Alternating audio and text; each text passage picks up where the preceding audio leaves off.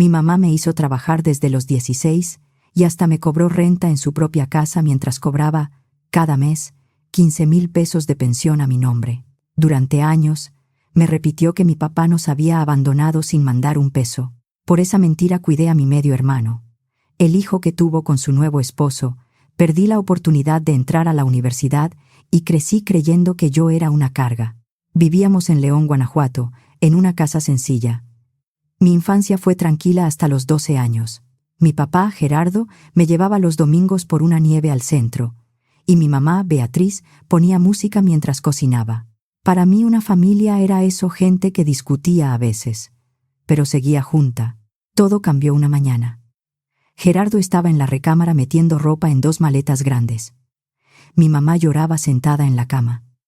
Yo me quedé parada en la puerta de mi cuarto, sabiendo que algo se estaba rompiendo. Él bajó las escaleras. No me explicó nada. No me abrazó. Ni siquiera se detuvo a mirarme bien. Abrió la puerta, salió y la cerró detrás de él. Corrí a la ventana y vi su coche gris alejarse por la calle. Esperé que frenara, que regresara, que dijera que todo había sido un error. No lo hizo. Más tarde encontré a mi mamá en la cocina, con los ojos hinchados y una taza de café entre las manos. ¿Por qué se fue mi papá?, le pregunté. Dejó la taza sobre la mesa con tanta fuerza que me hizo brincar. Porque es un egoísta, Marisol. Te dejó tirada. Abandonó a su propia hija y ni siquiera piensa mandar pensión. Ese es el tipo de hombre que es tu padre. Yo no entendía bien qué era una pensión alimenticia. Solo entendí el odio en su voz. ¿Pero por qué no se despidió? Mi mamá me miró seria, como si la pregunta le molestara. Olvídate de él. No merece que llores por alguien así. Durante semanas esperé una llamada, verlo a la salida de la escuela, cualquier señal. Nada llegó. Con los meses, la tristeza se convirtió en rabia. Mi mamá repetía que Gerardo nos había dejado solas y que no mandaba dinero. Yo era una niña, así que le creí. Me esforcé en la escuela y traté de no causar problemas. Durante un tiempo funcionamos como pudimos. Los viernes cenábamos pizza y veíamos películas. Éramos solo nosotras dos. Y yo intentaba convencerme de que estábamos bien. 2 años después, mi mamá empezó a salir con Ernesto. Al principio parecía amable. Le llevaba flores, preguntaba por mis clases y nos invitaba a cenar. Yo quería que mi mamá fuera feliz, así que intenté aceptarlo. Una tarde, cuando tenía 14 años, llegué de casa de una amiga como a las 6. Ernesto estaba sentado en la sala junto a mi mamá. Tu mamá me dice que últimamente andas llegando tarde, dijo. No tarde. Ella me dejó llegar a las 6. Ernesto sonrió sin calidez. Una niña de 14 años no puede andar haciendo lo que quiera. En esta casa las cosas se van a hacer distinto. Miré a mi mamá, esperando que dijera que yo sí había pedido permiso. Ella solo le apretó la mano y sonrió. Ese día entendí que ya no iba a defenderme igual. Cuando se casaron, mi vida cambió de golpe. Primero llegó el horario, tenía que estar en casa a las 5 en punto. Luego apareció una lista pegada en el refrigerador. Barrer, trapear, lavar trastes, doblar ropa, limpiar el baño, sacar la basura. Si olvidaba algo, Ernesto me castigaba. Un jueves le dije que no podía limpiar toda la cocina antes de las 6 porque tenía entrenamiento de voleibol. Entonces deja el voleibol, contestó. Pero es mi equipo. Ya estoy inscrita. Primero está esta casa.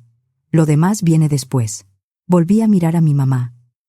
Estaba junto al fregadero, secándose las manos con un trapo. Ernesto tiene razón, hija. Necesitas disciplina. Si sigues así, vas a terminar igual que tu padre. Esa frase se volvió su favorita. Vas a terminar igual que tu padre.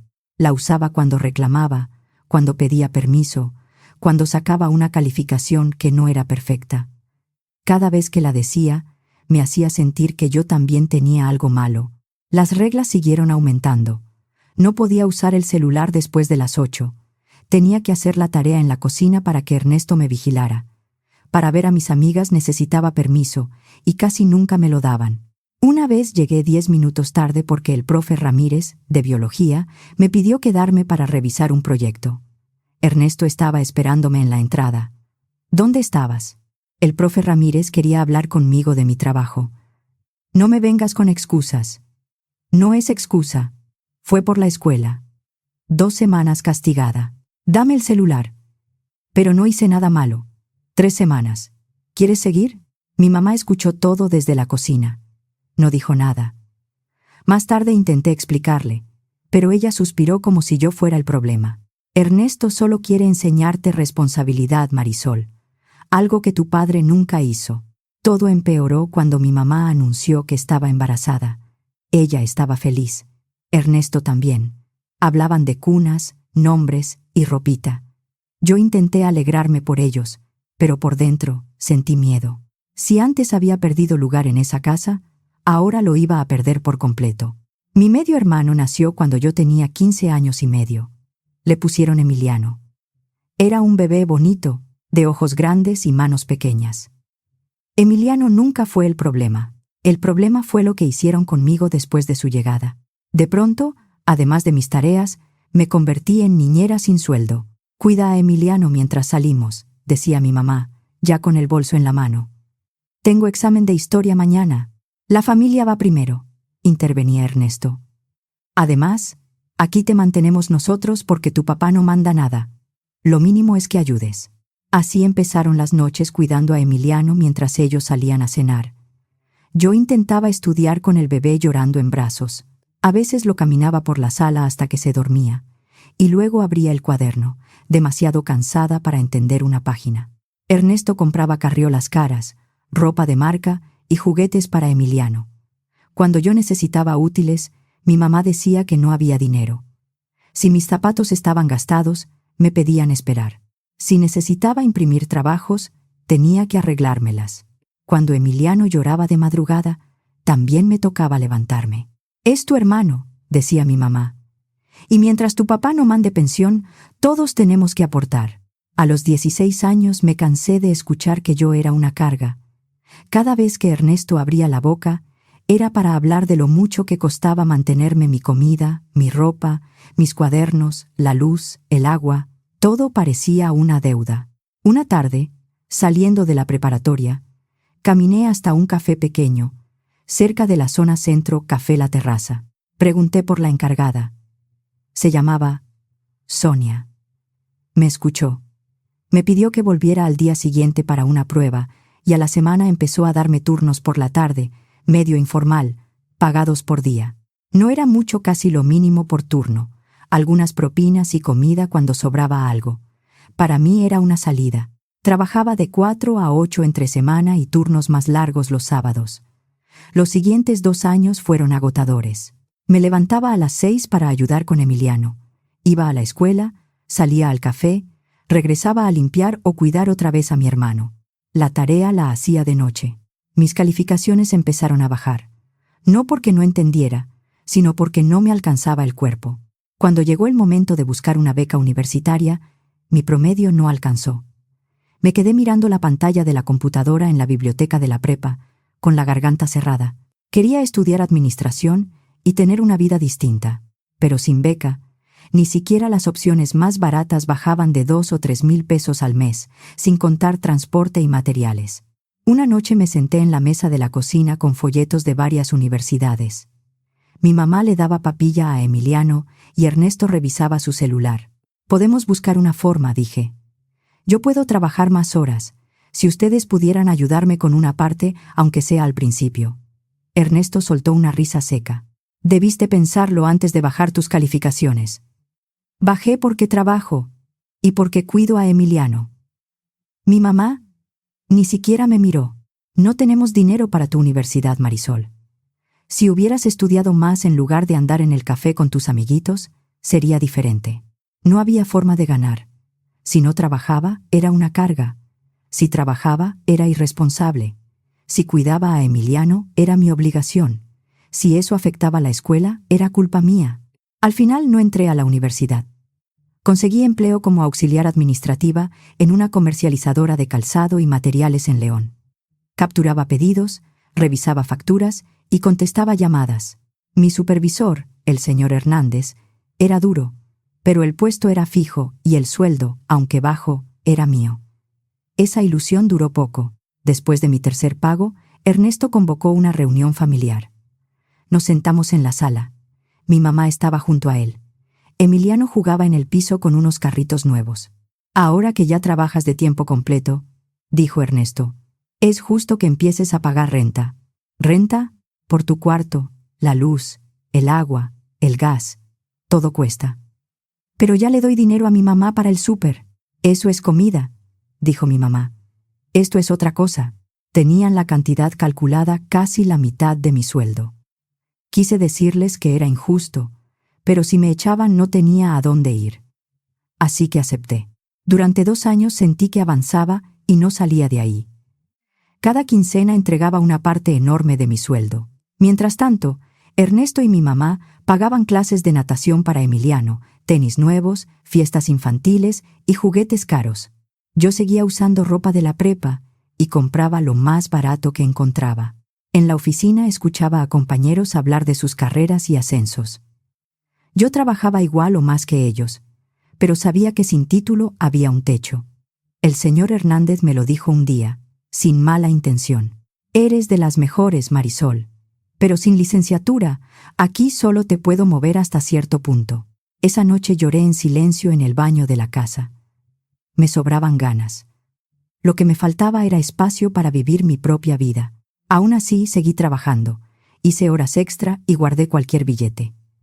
Cuando por fin junté depósito y primer mes, encontré un departamento pequeño, viejo, en una zona donde la renta todavía era pagable. La pintura estaba descarapelada y los vecinos eran ruidosos. Pero era mío. El día que me mudé, mi mamá apenas levantó la vista. Estaba ayudando a Emiliano con una tarea. No olvides dejar la llave, dijo. Eso fue todo. Ni un abrazo, ni un cuídate, ni una pregunta sobre si tenía colchón. Solo la llave. Vivir sola fue difícil, pero fue la primera vez que respiré sin pedir permiso. Había semanas en que comía arroz, huevo y tortillas para estirar el dinero. Si algo se descomponía, tenía que esperar a poder pagarlo. Pero nadie revisaba mi ropa, nadie me quitaba el celular y nadie me hacía sentir que un techo era una deuda. Seguí en la comercializadora. Tomaba horas extras siempre que podía. Aún así, entre renta, servicios, transporte y comida, casi no quedaba nada. La universidad seguía siendo un sueño lejano. Mi mamá y Ernesto casi no llamaban. Cuando lo hacían, era para preguntar si iría a un partido de Emiliano o a un festival escolar. Casi siempre inventaba excusas. No era por Emiliano. Él era un niño. Pero no soportaba ver a Ernesto inflarse de orgullo mientras mi mamá tomaba fotos. Entonces llegó la noche que cambió todo. Había cumplido 22 años hacía poco. Estaba calentando arroz con pollo del día anterior cuando tocaron a la puerta. Miré por la mirilla y se me enfrió el cuerpo.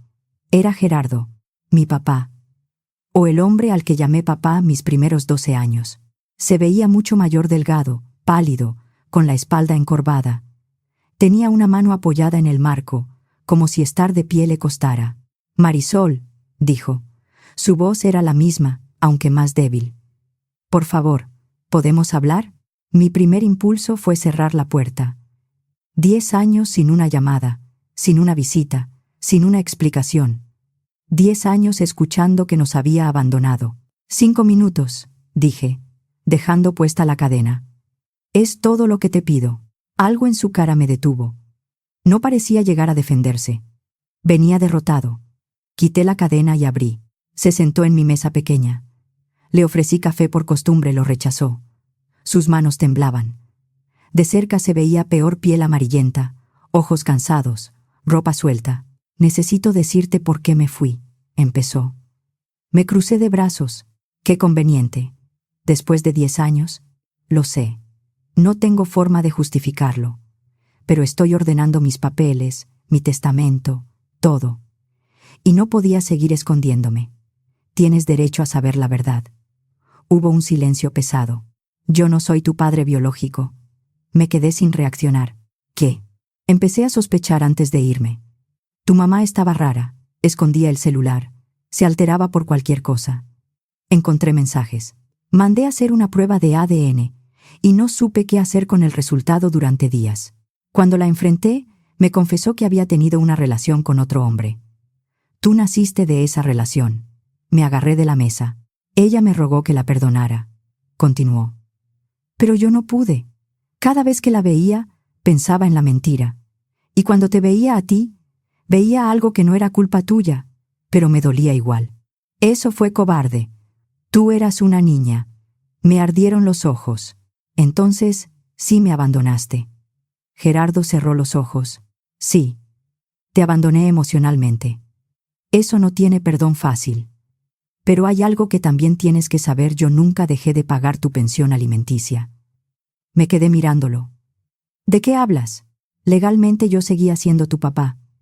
Mi nombre estaba en tu acta, y el convenio de pensión quedó a tu nombre. Tu mamá siempre recibió dinero para ti. No. Ella decía que nunca mandaste nada, que por eso yo tenía que ayudar, que por eso tenía que trabajar, que por eso me cobraban renta. Gerardo sacó de su saco un sobre grueso y lo dejó sobre la mesa. Traje copias de los estados de cuenta. 15,000 pesos al mes, por lo menos desde que me fui hasta que cumpliste 18. Después seguí depositando unos meses más, porque pensé que tal vez estabas estudiando. Me convencí de que mientras el dinero llegara, al menos estaba cumpliendo. Fue una forma cobarde de no mirar de frente lo que hice. Abrí el sobre con las manos torpes. Ahí estaban, hojas y hojas, fechas, conceptos, transferencias a la cuenta de mi mamá. Pensión alimenticia Marisol. El mismo monto, mes tras mes. 15,000 pesos. Cada mes. Durante años. Me dieron náuseas. No era solo dinero. Eran mis desvelos, mis calificaciones, la universidad que no pude pagar, los turnos en el café y la renta que le entregué a mi propia madre. Todo eso, mientras ella recibía dinero a mi nombre. ¿Por qué vienes ahora?, pregunté, empujando las hojas. ¿Por qué después de tanto tiempo? Gerardo tragó saliva. Porque estoy enfermo. No dije nada. Cáncer. Al principio hablaron de 2 años. Luego hubo tratamientos que me dieron más tiempo del esperado, pero no hay cura. El enojo se mezcló con algo que no quería sentir. ¿Y eso qué tiene que ver conmigo? Después de irme me dediqué al trabajo. Hice inversiones. Compré un local pequeño para rentarlo, luego otro. Me fue bien. Tengo una casa, 2 departamentos, algunos locales y ahorros. No tengo hijos. No puedo tenerlos. Y aunque no seas mi hija de sangre, nunca dejé de pensar en ti como mi hija. No supe qué contestar. Quiero dejarte todo a ti, Marisol. Pero más que eso, quiero pedirte la oportunidad de reparar algo aunque sea tarde. No espero que me perdones hoy. Solo quería que supieras la verdad. Ese hombre al que odié durante años había pagado por mí. Había sido cobarde, sí. Me había dejado sola, sí. Pero la historia que me contaron no era la historia completa. Y mi mamá, por la que trabajé y me culpé, me había mentido todos esos años. Necesito pensar, dije. Gerardo asintió y se levantó despacio. Me dio una tarjeta con su número. Lo acompañé a la puerta. Antes de irse, se volvió. Marisol, perdón. No por irme de tu mamá. Ella tomó sus decisiones. Pero sí por irme de ti. Debí encontrar una forma de decirte la verdad sin dejarte sola. No dormí esa noche. Leí los estados de cuenta una y otra vez. Revisé fechas. Recordé el año en que bajé mi promedio, el año en que no pude comprar libros, el año en que Ernesto me cobró renta, el año en que mi mamá dijo que no había dinero para la universidad. Ahí estaban los depósitos. Al día siguiente, tomé el camión hasta la casa de mi mamá. Era 1:30. Emiliano estaba en la escuela y el coche de Ernesto no estaba. Mejor. Mi mamá abrió la puerta con ropa de jardinería. Marisol, ¿qué haces aquí? Tenemos que hablar. Entré sin esperar invitación. La sala estaba igual. Juguetes de Emiliano, fotos escolares de Emiliano, medallas de natación de Emiliano. No había una sola foto mía reciente. Gerardo vino a verme ayer, dije. Mi mamá se quedó quieta. ¿Qué? Tuvimos una conversación interesante. Quiere dejarme su herencia. Parece que le fue bastante bien. Mi mamá se puso roja. Después de todo lo que te hizo, ¿vas a correr con él solo porque ahora tiene dinero? Solté una risa amarga. Qué increíble que todavía puedas decir eso. Saqué el sobre de mi bolsa y arrojé las copias sobre la mesa. Me mostró los estados de cuenta. 15,000 pesos al mes durante años. Transferencias a tu cuenta. Todas con mi nombre. Dime algo, mamá. ¿Dónde está ese dinero? El color se le fue de la cara. Marisol, yo puedo explicarte. También me explicó lo de la prueba de ADN. Lo de tu relación con otro hombre. Lo de que Gerardo no es mi papá biológico. Mi mamá se dejó caer en el sillón. Eso no es tan simple. No, es bastante simple. Engañaste a Gerardo. Te embarazaste de mí. Le mentiste hasta que él se enteró. Y cuando se fue, me mentiste a mí también. Me hiciste creer que no mandaba nada. Me hiciste sentir abandonada y culpable. Me hiciste trabajar desde los 16 mientras tú recibías dinero para mí. Yo necesitaba ese dinero, dijo de pronto. Tú no sabes lo difícil que fue quedarme sola. ¿Sola? Yo estaba ahí. Yo era una niña. Tenía que mantener la casa. Y después tuviste a Emiliano. Y usaste mi pensión para tu nueva familia. Mi mamá levantó la cara. Ahora con enojo. Yo te crié. Yo te di techo, comida, escuela. No vengas a hablarme como si no hubiera hecho nada por ti. Me cobraste renta, mamá.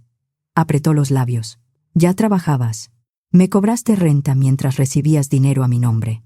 Me dijiste que no había para la universidad. Me hiciste cuidar a Emiliano porque según tú mi papá no mandaba nada. Y todo ese tiempo sí mandaba. Ernesto y yo hicimos lo que pudimos. No metas a Ernesto para esconderte.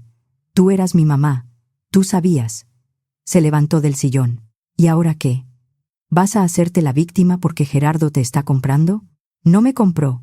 Me dijo la verdad. Tú ni eso pudiste hacer. Mi mamá me miró con una frialdad que reconocí de inmediato. Si aceptas ese dinero, para mí dejas de ser mi hija. Miré alrededor las fotos de Emiliano, los juguetes de Emiliano, la mesa donde pedí ayuda para estudiar, y me dijeron que no. Qué fácil lo dices, respondí. Hace años dejaste de tratarme como hija. Marisol. No. Ya entendí.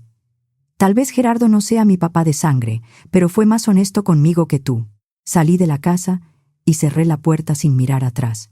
Ese mismo día, en el trabajo, mi celular empezó a llenarse de notificaciones. Una prima, mi tía Carmen, números que ni tenía guardados.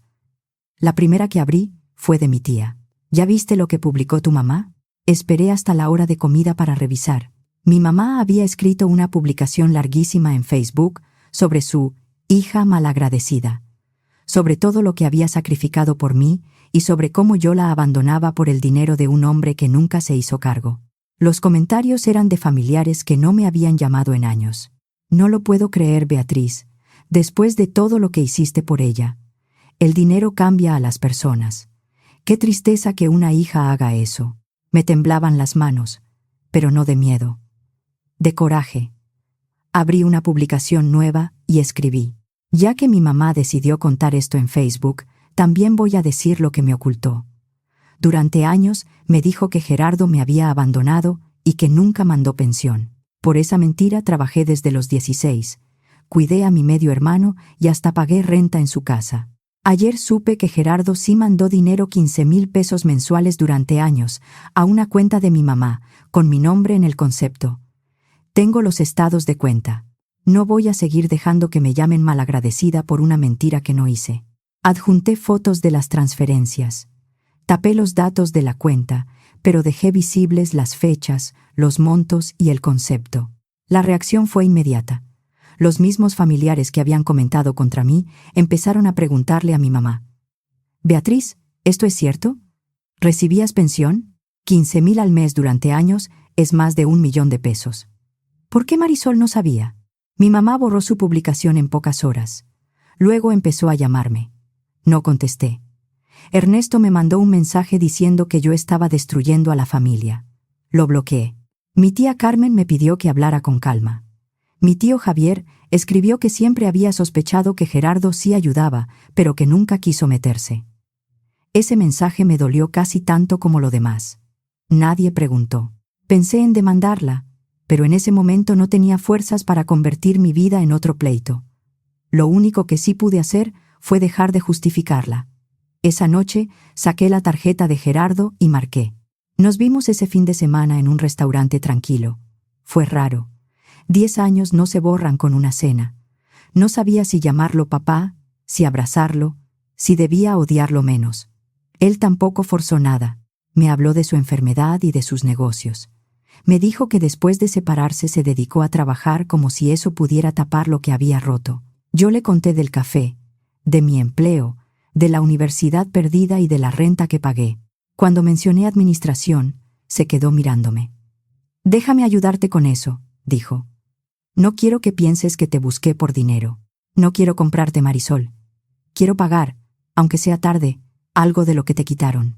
2 semanas después, ya estaba haciendo el trámite para entrar a una modalidad vespertina de administración pensada para gente que trabajaba. Seguí en la oficina de día y estudiaba por las noches.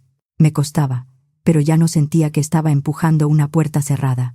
Gerardo y yo empezamos a vernos cada semana. Al principio hablábamos del pasado. Había preguntas que dolían. Él admitió cosas que no tenía que admitir para quedar bien. «Fui cobarde», me dijo una vez. «Depositar dinero no era estar contigo. Yo debí buscarte». No lo contradije. Era verdad. Pero también era verdad que había regresado con pruebas, con culpa y con ganas de estar. Mi mamá, en cambio, solo regresaba con reclamos. Con el tiempo, las cenas dejaron de sentirse como interrogatorios. Hablábamos de mi trabajo, de sus inversiones, de películas viejas, de cosas simples. A veces comíamos pizza en su casa y veíamos televisión sin decir mucho. Ese silencio no me incomodaba. Era tranquilo, no como el silencio de una casa donde una aprende a no molestar. Cuando los tratamientos se lo permitían, me enseñaba sobre negocios. Me explicaba cómo leer contratos, revisar gastos y no confiar solo en palabras cuando había dinero de por medio. «Que todo quede claro desde el principio», repetía. Luego la gente se aprovecha de los huecos. También venía a mis presentaciones de la universidad. Se sentaba adelante, aunque a veces estaba tan débil que tenía que apoyarse para levantarse. Una vez lo vi aplaudiendo con una sonrisa cansada y tuve que mirar hacia otro lado para no quebrarme. No era perfecto. No había sido perfecto. Pero estaba ahí. Mi mamá siguió llamando durante un tiempo. A veces dejaba mensajes llorando. Otras veces sonaba furiosa. Decía que Gerardo me manipulaba, que yo no entendía sus sacrificios, que una hija no debía exponer a su madre.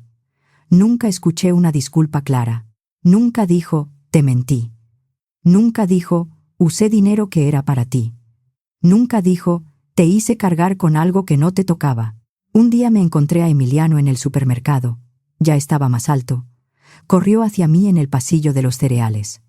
«Mari, ¿por qué ya no vas a mis partidos?» Esa pregunta sí me dolió. «He estado ocupada con la escuela y el trabajo. Mi mamá dice que estás enojada con todos». Respiré hondo. «No contigo. Entonces conmigo sí puedes ir». No supe qué decirle. Emiliano no tenía la culpa, pero yo todavía no podía entrar en esa vida sin que me doliera. «Voy a intentarlo», le dije, aunque sabía que no estaba lista. Lo abracé. Fue un abrazo rápido, torpe. Luego él se fue con mi mamá, que me vio desde el final del pasillo y no se acercó. Los años con Gerardo fueron un regalo que no esperaba. Al principio los médicos hablaron de 2 años, pero los tratamientos le dieron más tiempo. Él decía, «No me voy hasta verte graduada». De alguna forma lo cumplió. Hubo temporadas buenas. Salíamos a comer, revisábamos mis tareas, caminábamos despacio cuando tenía fuerzas. Me mostraba fotos viejas de cuando yo era niña. En algunas estaba él cargándome, en otras yo aparecía dormida. No era mi padre de sangre, pero en esas fotos sí parecía mi papá. También hubo temporadas duras. El cáncer avanzó. Pasaba más días en hospitales que en casa. Yo estudiaba para mis exámenes sentada en una silla incómoda junto a su cama, con apuntes, café frío y una chamarra. «No tienes que quedarte», me decía. «Intenta sacarme». Él sonreía apenas. Para entonces ya podía llamarlo papá otra vez. No siempre. A veces se me atoraba. Pero cuando salía, él la recibía como si fuera algo muy delicado. El día de mi graduación no pudo ir. Estaba internado y demasiado débil, así que vio la ceremonia por videollamada. Después, fui directo al hospital con toga y birrete. Entré al cuarto con el diploma en la mano. Gerardo abrió los ojos cuando me vio. «¡Lo lograste!», susurró. Me acerqué a la cama. «Traje el diploma para que lo vieras». Sonrió con los ojos llenos de lágrimas. «Siempre supe que podías». 2 semanas después murió. Yo estaba a su lado, tomándole la mano. Le hablaba de una oferta de trabajo que acababa de recibir y de cómo iba a usar lo que me había enseñado. Su respiración se fue haciendo más lenta hasta que dejó de estar. No grité. Solo me quedé ahí, con su mano entre las mías, entendiendo que por segunda vez en la vida mi papá se iba. Pero esta vez no se iba sin despedirse. La herencia fue grande. Una casa en una zona tranquila, 2 departamentos cerca del centro, algunos locales pequeños rentados y ahorros suficientes para dejar de vivir al día. Me mudé a uno de los departamentos y renté el otro. También renté la casa. Los locales quedaron administrados con contratos claros. Como él me enseñó, los ingresos cubrían mis gastos, pero conservé mi trabajo. Después, con mi título, conseguí un puesto mejor. No quería vivir solo de lo que Gerardo me dejó. Quería construir algo mío. Algunos familiares todavía intentan hacer de intermediarios. Tu mamá ya está grande. Deberías hablar con ella. Emiliano no tiene la culpa. Al final, la familia es familia. Yo escucho y casi siempre contesto lo mismo. Ya hice las paces con lo que pasó. Eso no significa que tenga que volver. Mi tía Carmen me pidió perdón por creerle a mi mamá sin preguntarme. Mi tío Javier también reconoció que sospechaba lo de la pensión y no quiso meterse. A él le dije algo que llevaba tiempo guardado. Cuando un adulto prefiere no meterse, a veces deja sola a una niña. No supo qué responder. De mi mamá sé poco. Sigue viviendo con Ernesto y Emiliano. A veces alguien me enseña una foto que ella sube a Facebook, comidas familiares, cumpleaños, logros de Emiliano. Antes me dolía ver esas imágenes. Ahora ya no tanto. No porque no haya pasado nada, sino porque entendí que no necesito que ella admita todo para que sea verdad. Tengo las pruebas, mi memoria y la vida que construí después. A veces paso cerca de la casa donde crecí. Veo el portón y la ventana desde donde miré irse a Gerardo cuando tenía 12 años. Durante mucho tiempo pensé que ahí se rompió mi familia. Ahora sé que se había roto antes con la mentira de mi mamá, con cada vez que me hizo sentir culpable por necesitar cosas básicas, con el dinero que recibió a mi nombre mientras me cobraba por vivir bajo su techo. Gerardo también falló. Se fue cuando yo más lo necesitaba. Pero volvió. Me miró a la cara y me dijo la verdad aunque lo dejara mal parado. Se quedó mientras pudo.